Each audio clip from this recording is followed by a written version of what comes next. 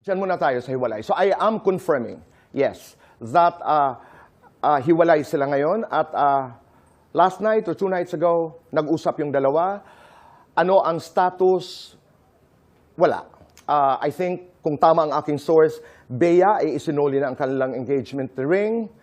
But are they hoping? Ako ang hula ko is yes. Kasi hindi naman, you don't... Ibinulgar na ni Asia's King of Talkboy Abunda na isinuuli na umano ni Bea Alonzo ang engagement ring kay Dominic Roque. Maliban pa dito ay ibinulgar din niya ang tunay na dahilan sa naudlot na kasal ng dalawang showbiz couple.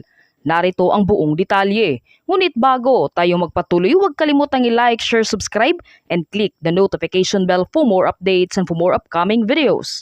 Maraming salamat! Sa latest episode ng Fast Talk with Boy Abunda nitong Martes, February 6, kinumpirma na niya ang di umano'y hiwalayan ng dalawang showbiz couple. Ayon kay Boy Abunda, ako'y nalulungkot ho talaga dahil madalas pag nagkikita kami ni Bea ay nagkakakwentuhan ho kami tungkol sa buhay, tungkol sa kanila, their marriage plans, etc.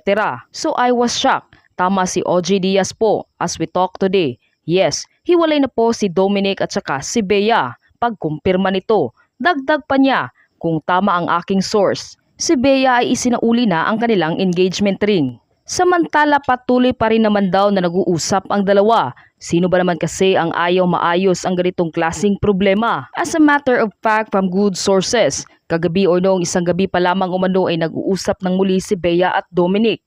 Sinubukan umano nilang ayusin at intindihin ang isa't isa pero nauwi pa rin umano sa hiwalayan. Hindi rin umano third party ang dahilan kundi believe it or not ang kanilang engagement ring.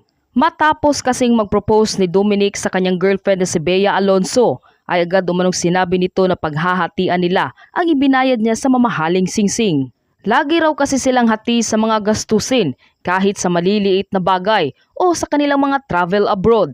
Nirespeto rin umano ni Bea ang ugali ng kanyang boyfriend na si Dominic pagdating sa pera. Tanggap rin umano niya kung paano nito minamanage ang kanyang pera.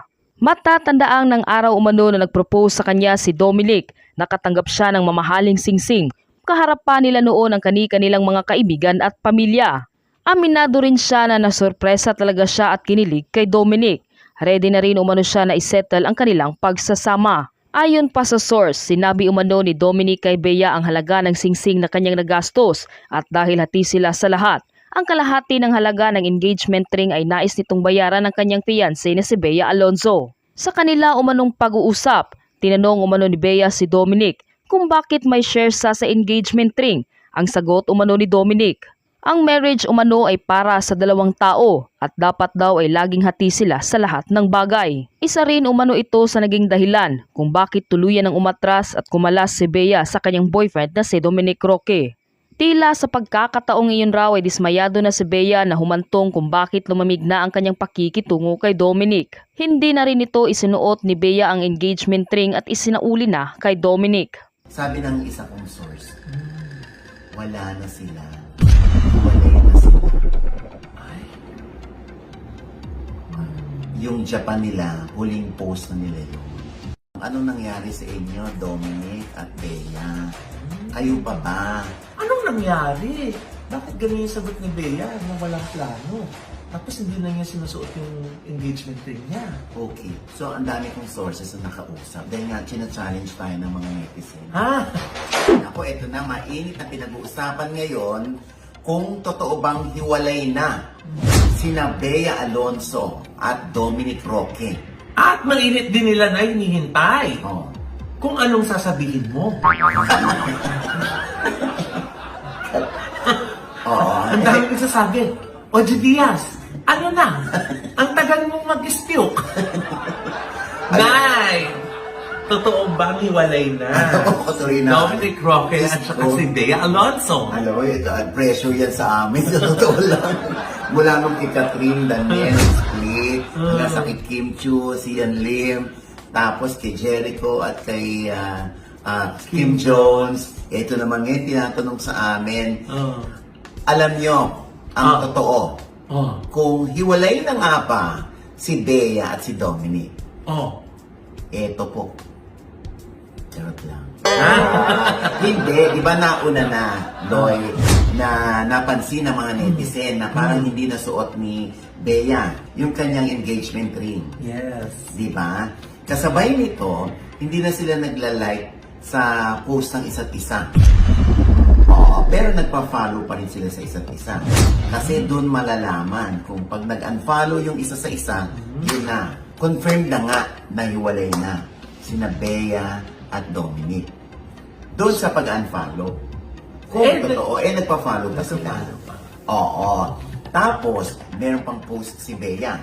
Parang tinawagan yata niya para tsumika sa kanya sina Bea So at si Dimples Romana, ang kanyang mga unpaid therapist. Ang ibig sabihin nun, Te, ano ba yun? Masahista ba yun sila Dimples saka si Beso?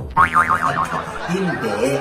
Kumbaga, siguro pa kaya sinasabi nitong therapist, ibig sabihin, nakita sila, nagpo siguro ng sama ng loob, sila sa isa't isa. Oo.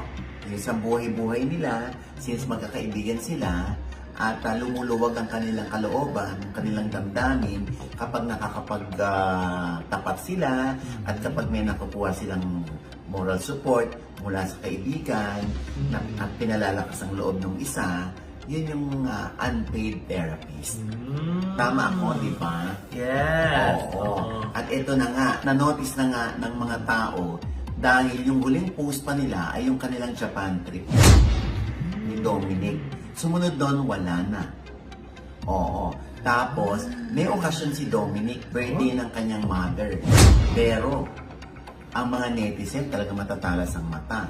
Bakit hindi sumipot doon si Bea Alonzo? Magiging future mother-in-law niya yun. May ganon. Tapos, meron ding okasyon doon sa kampo naman ni Bea na nagluluto-luto sila. Kasama yung kanyang brother, yung kanyang mother, tsaka yung mga pamangkin niya. At wala rin doon si Dominic. Oo. Kaya nag-speculate na yung mga tao kung ano ba, wala yung sing-sing, wala nang like sa post ng isa't isa. Hindi sila nakikitang magkasama. Hiwalay na nga ba sila? Pero nagpa-follow pa sila sa isa't isa. So hindi pa sila hiwalay. Sana nga, hindi pa hiwalay. Ba't ganyan yung statement mo, Nay? Hindi, alam mo na ako, di ba? Pag may nababalitaan akong ganyan na, ako sana hindi totoo.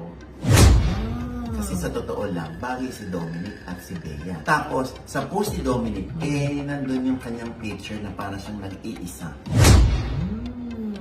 At nilimit din niya ang mga comments sa comment section ng kanyang IG. Kasi nga, yung iba talaga nagtatanong, ano nangyari sa inyo, Dominic at Bea? Kayo pa ba? May ganyan. So, hindi nila masagot yun.